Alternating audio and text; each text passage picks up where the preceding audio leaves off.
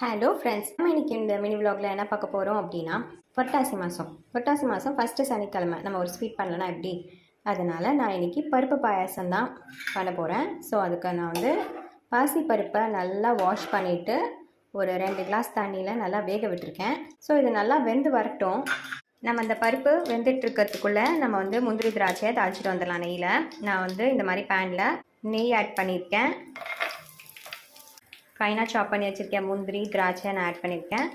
நான் தேங்காய் துருவினதையும் ஆட் பண்ணியிருக்கேன். எனக்கு பருப்பு பாயாசத்தில் தேங்காய் துருவினது போட்டால் ரொம்ப பிடிக்கும். இங்கே பார்த்தீங்களா, பாசி பருப்பு எவ்வளோ சூப்பராக வெந்து வந்துருச்சு. இதில் நான் வந்து 150 போல் நான் வெல்லம் ஆட் பண்ணியிருப்பேன். அது நல்லா கரைஞ்சி வந்துருச்சு. நான் இப்போ வந்து வறுத்து வச்ச முந்திரி திராட்சை தேங்காய் எல்லாத்தையுமே நான் ஆட் பண்ணிட்டேன். பருப்பு பாயாசம் எவ்வளோ சூப்பராக ரெடி ஆயிடுச்சுன்னு பார்த்தீங்களா? இதை கண்டிப்பாக எல்லாரும் ட்ரை பண்ணி பாருங்கள். இந்த வீடியோ பிடிச்சிருந்தா ஒரு லைக்கை தட்டி விட்டுருங்க. மறக்காமல் ராயரா விலாகை சப்ஸ்கிரைப் பண்ணுங்கள். நெக்ஸ்ட் விலாகில் பார்க்கலாம். Tata, bye friends.